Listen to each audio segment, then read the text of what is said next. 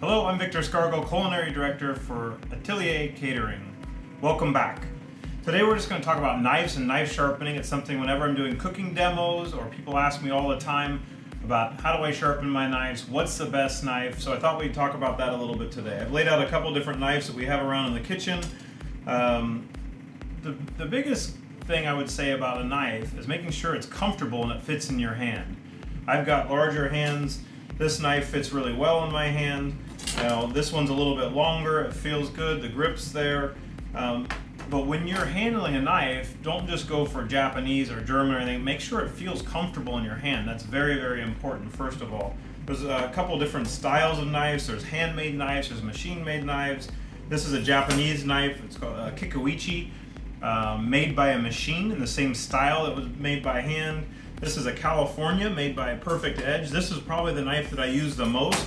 It's just a great all-around knife. The reason I like it a lot is it keeps a nice sharp edge. I don't have to work on it all the time to keep a nice edge on it. A couple different things here. This is more of a cleaver or kind of a Santoko style knife for all different purposes. And then there's different steels as well. So let's talk about how do I keep my knife sharp and take care of my knife. And all the knives that you get, they all come with a certain degree of edge on the knife. And so the idea is that with double-sided knives is that you're sharpening them on both sides to create this fine point that's down the middle, which gives you your edge. And depending on how you're using it, what you're cutting, you're going to use a different part of the knife. But when we're taking care of them and sharpening them, we need to make sure we're taking care of the whole knife. And I'll get into that more when we get into knife cuts. But this is a water stone. There's water stones and oil stones. This is 1,000 grit on this side and 220 on this side. So if my knife was really dull, I would want to take it and run it on this side first a few times. And the best way for me to kind of keep an even edge is I'm going to go across it from the back to the front every single time at the same angle. The angle is really important. If I'm sharpening it like this on one side and like this angle at another side, you're going to end up with a knife that's not sharp because, again, we're working for that, bringing them together equally to get it nice and sharp. So I'm going to run my knife without much pressure all the way across. I like to flip it over and come back at the same angle the other direction. And I'm going to do this maybe 4 or 5 times on each side if it was really dull. If it wasn't really dull, then maybe I'd start on this finer side here and do the same exact thing. I'm going to keep the same angle. Maybe it's about 14 degrees, going back and forth across the water stone. Water versus oil, I think it's just a personal preference for a lot of people. But again, I think it's important to go all the way across and all the way back. I see a lot of people when they're sharpening, they like to rub in one point. What that does is it'll bow the stone as well, and then you can't get it nice and sharp. But I think a lot of times too, it's just gonna get right here on the knife sharp, and you're missing the front part, which is what I use for kind of my detailed cuts, and the back part's missing as well.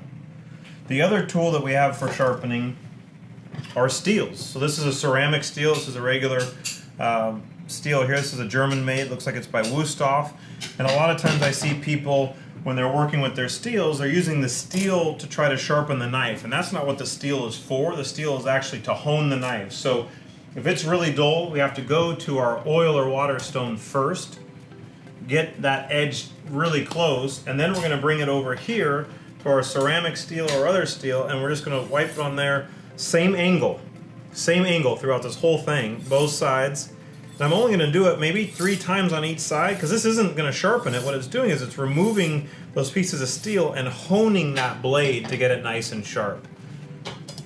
So just a few tips on different knives for different projects, different ways to keep it sharp. For most people, I recommend a knife like this that is a harder steel. It's going to keep that edge on it so you don't have to do a lot of work to it. I know a lot of times in farmers markets these days, you have people out there that sharpen your knives. Get comfortable with one of those people. Make sure that they're educated. I've worked with people that make the equipment themselves. I think that's really important, that they're passionate, they understand the machinery and how they're working with it, and when they sharpen your knife, you're not losing a lot of your knife. Your knife shouldn't disappear 10, 15, 20% every time you sharpen it. It should stay the same width for quite a while. Sometimes you'll take your knife to get sharpened and all of a sudden you come back and you have a slicer out of your chef's knife, and that's not what you want. So hopefully these tips and tricks work. Stay tuned for more on how we're going to take our nice sharp knife and apply it in some simple knife cuts, things like small dice, large dice, brunoise. So stay tuned for more of those basic skills to put our sharp knives to work. Thanks again for joining us, Victor Scargle with Atelier Catering.